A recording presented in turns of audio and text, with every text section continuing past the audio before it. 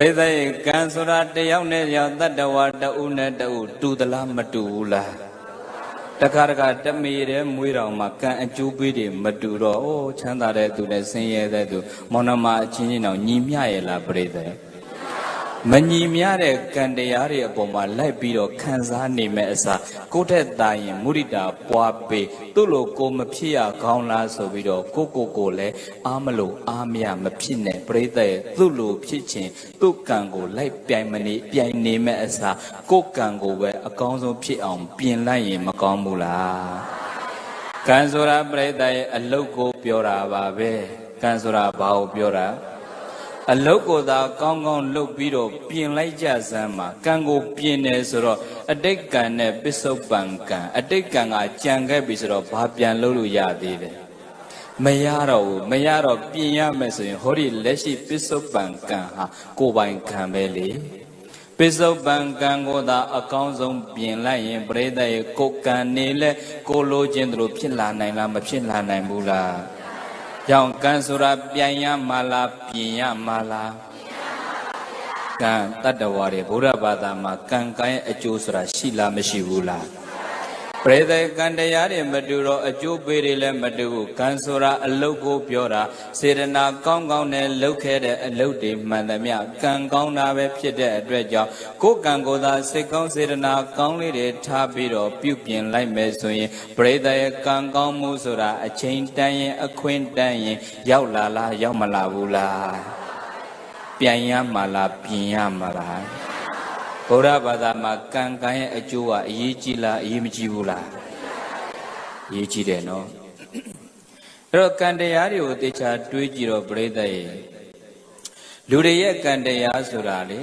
အခုဟောဒီပြိဿတွေစီးပွားရေးတွေလုပ်ပြီးရှားကြဖွေကြစုကြဆောင်းကြတာပဲ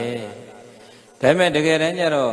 စည်းစိမ်ဥစ္စာယာတုဌာနတရဂုံပကာတနာတွေဆိုတာသိခြင်းတရားနဲ့ရှင်သိရင်အဲ့ဒါတွေယူသွားလို့ရလားမရဘူးလားသိရင်အကုန်လုံးထားခဲ့ရတာပြိတ္တယူသွားလို့ရတာကမသိခင်လှုပ်ထားတဲ့ကံအကျိုးပေးတွေပဲယူသွားလို့ရတာမဟုတ်ဘူးလားဩကျေးဇူးတော်ရှင်တိပိဋကပြည်ဆရာတော်ရဲ့ကဗျာလေးစကိုင်းနဲ့ဗုဒ္ဓချာနယ်မှာဘုန်းကြီးတို့ခဏနာပြစ်တော့အလွတ်တောင်ရကဗျာလေးကသိကောင်းတယ်ဆရာတော်ကြီးရဲ့သေရွာကာလယောက်ျားသောခါကိုနောက်ကိုများဗာများပါမှာပစ္စည်းအစုစုတစ်ခုမပါကိုပြုထားကံများပါမိသာသေရွာကာလယောက်ျားသောခါကိုနောက်ကိုများဗာများပါမှာပစ္စည်းအစုစုတစ်ခုမပါကိုပြုထားကံများပါမိသာပရိသတ်သိရင်ပစ္စည်းဥစ္စာပါသွားရဲ့လားဘာတွေပဲပါသွားမှာကိုပြုတ်ထားတဲ့ကောင်းတဲ့ကံတွေမကောင်းတဲ့ကံတွေဒါတွေပဲပါသွားမှာဟိုဆရာတော်ကြီးရဲ့ကဗျာအဲ့ဒီကဗျာရဲ့ဒုတိယအပိုက်လေးသိကောင်းတာအထုပ်ကလေးတပြင်းပြင်းကိုနောက်ပါမဲ့ထင်းအထုပ်ရှင်သေးလို့သွားကြံတဲ့သူတွေဝေလို့စားအထုပ်ရှင်မအလကားဘာကမှလည်းပါမသွားသေရွာကြတော့အဘယ်လားနိဗ္ဗာန်ရောက်ဖို့အခက်သာဆရာတော်ကြီးရဲ့ဒုတိယအပိုက်လေးသဘောကျစရာကောင်းတယ်အထုပ်ကလေးတပြင်းပြင်းကိုနောက်ပါမဲ့ထင်းအထုပ်ရှင်သေးလို့သွားကြံတဲ့သူတွေဝေလို့စားအထုပ်ရှင်မအလကားဘာကမှလည်းပါမသွားသေရွာကြတော့အဘယ်လားနိဗ္ဗာန်ရောက်ဖို့အခက်သာအထုပ်တွေပြင်လားမပြင်ဘူးလားဘုန်းကြီးတင်တဲ့ဒကမတွေပူပြင်လားမသိဘူးနော်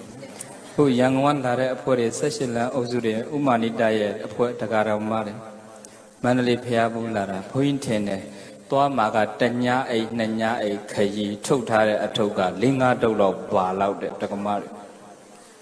ဒီကြားတဲ့တခါကဒီလောက်ထဲ့တာတော့လူကြားသူကြားတဲ့ကြိုင်ငါမိတ်ကပ်ဘူးလေးမေးလာခဲ့ပြီဆိုတာပါလေပရိသတ်ဒီလောက်ထုတ်တာတော့မေ့သလားမမေ့ဘူးလားအထုပ်ကြီးလေးလေးစိုးရိမ်မှုကြီးလေးလေးပါပဲတန်ဖိုးကြီးလေးလေးတောကကြီးလေးလေးဖြစ်လားမဖြစ်ဘူးလားအထုပ်ကလေးတပြင်းပြင်းကိုနောက်ပါမဲ့ထင်းအထုပ်ရှင်သေးလို့သွားကြံတဲ့သူတွေဝေလို့စားအထုပ်ရှင်နဲ့သေသွားရင်ဘယ်သူတွေဝေစား ကျန်တဲ့သူတွေဝေစားအမွေတွေခွဲလိုက်ကြတာနော်ဘုန်းကြီးကဝေစားရင်သာဓုခေါ်တယ်တချို့ကဝေမစားနိုင်လို့လူစားနေတဲ့သူတွေရှိတယ်မရှိဘူးလားအမွေတွေအဝေမတက်လို့လေအိုးမောင်နှမချင်းချင်းမိဘတွေကြံခဲ့တဲ့အမွေတွေပြိတ္တရေလူပြီးတော့ယုံရောက်ခက်ရောက်ဖြစ်တာတွေရောမရှိဘူးလားဝေစားတဲ့သူကိုသာဓုခေါ်တယ်လူစားတဲ့သူကိုသာဓုမခေါ်ဘူးဘုန်းကြီးတိုက်တွန်းပါတယ်ပြိတ္တအကယ်၍များအထုပ်တွေကြံခဲ့မယ်ဆိုရင်ဝေစားကြပါလူမစားကြပါနဲ့လို့လူစားရင်ကိုယ်လည်းမစားပဲနဲ့ဂျားကတရားသူကြီးတွေရဲတွေစားကုန်တာတူတူပြောရတာလူမမကြောက်အောင်နော်ယုံကြည်နေခဏခဏသွားကိုမစားပဲသူတို့ပေးရလားမပေးရဘူးလားအဝေမတက်လို့အမွေတွေလူနေတာယုံကြည်ခဏခဏခေါ်ပတ်စံနေကုန်လိုက်တာရရမဲ့အမွေလေးသူတို့ကိုပေးနေရတဲ့အမှုလဲပြတ်ရော့ရစရာမရှိအကျွေးပါပတ်တယ်ဝေမစားလို့လူစားရင်ပိုဒုက္ခကြည်လားမကြည်ဘူးလားဒါတော့တချို့ကဘုန်းကြီးဆွဲထဲ့သေးတယ်ဟေးသိမ့်မရှာနဲ့ဟေးတဲ့ဘုန်းကြီးစားသွားအောင်မယ်တချို့ပြောတာလူငယ်လေးတွေပြောပါတယ်သိမ့်မရှာနဲ့တဲ့ဘုန်းကြီးစားသွားအောင်မယ်ကျန်တဲ့ဘုန်းကြီးတော့မသိဘူးလို့ဒီဘုန်းကြီးကတော့စားမဲ့ထဲမပါဘူးဘုန်းကြီးကလေဟောဒီပစ္စုပန်ဘဝမှာကြိုးစားအားထုတ်မှုနဲ့စင်ပေါ်ကိုရောက်လာပြီမဲ့အရှင်ဘုရားကအတိတ်ကံတော်တော်အားနေခဲ့တဲ့ဘုန်းကြီးတကယ်စာသင်သားဘဝမှာဘုန်းကြီးစင်စင်ရဲရဲနဲ့နေခဲ့ရ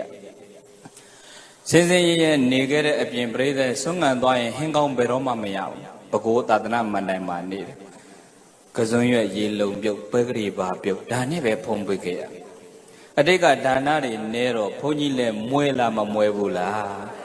ကံနေမြန်းဆိုးလိုက်တာပြိဿရဲ့အဲ့ဒါသာသနာဟိုခယန်းကိုင်းကုန်းမှာစာသင်သားဘဝကတန်ဃာအပါ400လောက်ရှိတယ်ဒကမတယောက်ကသင်္ကန်းလာကတ်တာတန်ဃာအပါစီမရတော့တစုံလိုနေတာအဲ့ဒါကံစိုးကံကောင်းပဲဆိုရင်မဲဖောက်တာဗလာမဲတမဲတဲ့ပါ400ထဲမှာဗလာမဲတမဲတခြားဘုန်းကြီးမပေါဘူးဒီဘုန်းကြီးပေါကံကောင်းလားမကောင်းဘူးလားကံနေစိုးလိုက်တာပြိဿအတိတ်ကဒါနနဲ့တော့မဲတွေလည်းမကောင်းဘူးအဲ့တုန်းကကိုယ်ကံကိုမကျေနပ်ဘူးဟောအခုမှသဘောပေါက်သွားငါကံနေရအတိတ်ကကံအစွမ်းတွေဘာမှမပါလားမကျေမနပ်ဖြစ်နေလို့ဘယ်ရမလဲကံကိုပြိုင်လို့မရအောင်ငါပြင်မှဖြစ်မယ်ဆိုပြီးတော့ပြိဿအခုတော့ဘုန်းကြီးတို့ရသမျှလှူနေပါတယ်တဲ့အကျွေးတောင်အတင်ခံပြီးလှူပါတယ်အခုဘုန်းကြီးအကျွေး200လောက်ရှိပါတယ်ဟိုတလောကကဘာအေးသာသနာတက္ကသိုလ်မှာဘုန်းကြီးတို့သာသနာတက္ကသိုလ်မှာဘွယ်နှင်းသဘင်သမက်ကကျောင်းဆောင်မယ်ဆိုတော့ဆရာတော်တွေကတက္ကသိုလ်ကထွက်တဲ့ဘုန်းကြီးတွေတပည့်တွေပြန်ခေါ်တယ်မြစီမကိုရင်ဆရာတော်ဒေါက်တာကောဝိဒတို့ကလည်းတက္ကသိုလ်ထွက်ဆရာတော်တွေလည်းပါတယ်မနာပဒါရီကိုရီးယားဆရာတော်လည်းပါဘုန်းကြီးလည်းပါအဲ့ဒါဆရာတော်တွေကပါကျုပ်ဆရာတော်ကကျောင်းထဲမှာတဲ့အဆောက်အဦတစ်ခုဆောက်မလို့သမက်ကကျောင်းဆောင်မလို့တဲ့အဲ့ဒါသိန်း2500လောက်ကုန်မယ်တဲ့အရှင်ဘုရားတို့ကနာမည်ကြီးဆရာတော်တွေဆိုတော့ဘလောက်လှူမှာလဲအလူခံအဲ့ဒါမေဇိမကိုရင်ဆရာတော်ကတော့ချက်ချင်းအဖြေပေးလျှောက်သွားတယ်တပည့်တော်သိန်း300လှူပါမယ်ဘုရားတဲ့သူကအာမခံတော့ဆရာတော်ရဲ့ဘုန်းကြီးပဲလှည့်ပြီးတော့ကိုရီးယားလည်းနာမည်ကြီးတယ်တဲ့ဘလောက်လှူမှာလဲတပည့်တော်လည်းနိုင်တဲ့လောက်တော့လှူပါမယ်ဘုရားလို့သိန်း100တော့မှတ်ထားပေးပါဘုရားဆိုတော့အဲ့ဒါဟိုတလောကဖုံးဆက်တယ်အစောအဦစနေပြီတဲ့ဘယ်တော့လာလှူမှာလဲအဲ့ဒါဘုန်းကြီးကပြန်လျှောက်လိုက်ပါတယ်ခဏနေပါအောင်ဘုရားတပည့်တော်ကိုခါလာတရားသွားဟောเสียရှိပါတယ်ဘုရားအခြေအနေကောင်းတာနဲ့တပည့်တော်နောက်တစ်နေ့ချက်ချင်းလာလှူပါမယ်ဘုရားလို့အာမခံထားခဲ့တာပြိဿရေ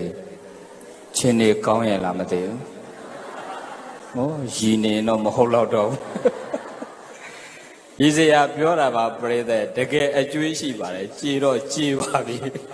ပြောချင်တာကအတိတ်ကဒါနတွေနဲတော့မ မွဲတဲ့အတဲမှာဟိုတုန်းကကိုယ်ကံကိုမကျင်တဲ့အခုတော့အော်ကံတွေကပြိုင်လို့မှမရတာပြင်ရမှာပဲဒါနနဲ့တော့မွဲဒါနတွေများများလုပ်ပြီးတော့လှူမယ်ဆိုပြီးတော့ဘုန်းကြီးတို့လှူလိုက်တာတစ်နှစ်တင်သိန်းထောင်ချီကုန်ပြီးလှူပါတယ်အတိတ်ကဘုန်းကြီးဒါနနဲ့ခဲ့တော့ဘယ်လောက်ထိဆိုးလဲဆိုစာတင်သားဘဝအတုပတစ်ခုကြွတရဏဂုံတင်ကြွ3ပါးပဲ့အရှင်ဘုရားဥဆောင်အောင်ပြီးတော့ကြွအဲ့ဒါအတုပရှင်ကတရားဟောပြီးတော့တပားကိုစာအိတ်တအိတ်စီလှူလိုက်တာကျောင်းပြန်ရောက်တော့ကိုယ်စာရေးဘယ်လောက်လှူလိုက်လဲမသိဆိုပြီးဖွင့်ကြည့်တာပတ်စံပါမလားကျန်တဲ့ဆရာတို့တွေအရှင်ဘုရားတို့ပါလားဆိုတော့ပါတယ်လေဖေဟာနော်အတုပရှင်ကတောကတွေများပြီးတော့2အိတ်ထဲထည့်ပြီးတော့3အိတ်ဆိုပြီးပိတ်ပြီးတော့လှူလိုက်တာပတ်စံမပါတဲ့အိတ်ဒီဘုန်းကြီးရှိရောက်လာတာပရိသတ်ရဲ့အကျွေးတောင်းတယ်လို့ပြန်တောင်းလို့လည်းဘယ်ကောင်းမလဲ။အော်အဝါစားအလကဒါနဲ့ပဲဖြေလဲရတာ။ပြောကျင်တာကဘုန်းကြီးစားမဲ့အထက်ဒီဘုန်းကြီးမပါဘူး။ဘုန်းကြီးလည်းပဲအတိတ်ကံနေနေခဲ့ရင်ပရိသတ်ရဲ့မွဲသလားမမွဲဘူးလား။အထုပ်ကလေးတပြင်းပြင်းကိုနောက်ပါမဲ့ထင်းအထုပ်ရှင်သေးလို့သွားချန်တဲ့သူတွေဝေလို့စားအထုပ်ရှင်မအလကဘာကမှလည်းပါမသွားသေရွာကြတော့အဘယ်လားနိဗ္ဗာန်ရောက်ဖို့အခက်သာသိရင်အကုန်ထားခဲ့ရတာတဲ့အထုပ်တွေသိပ်မပြင်းပါနဲ့တဲ့အေးပြင်းရင်တော့ကုသိုလ်အထုပ်တာများများထုတ်တဲ့ဘာထုတ်ပရိသတ်ရဲ့ကုသိုလ်လုပ်တယ်ဆိုတာကိုယ်ကံကိုပြင်းနာပါပဲဘာလုပ်တာလဲကံကိုပြင်းတာပရိသတ်ကံကိုပြင်းခိုင်းတယ်ဆိုတာကုသိုလ်လုပ်ခိုင်းတာလားအကုသိုလ်လုပ်ခိုင်းတာလား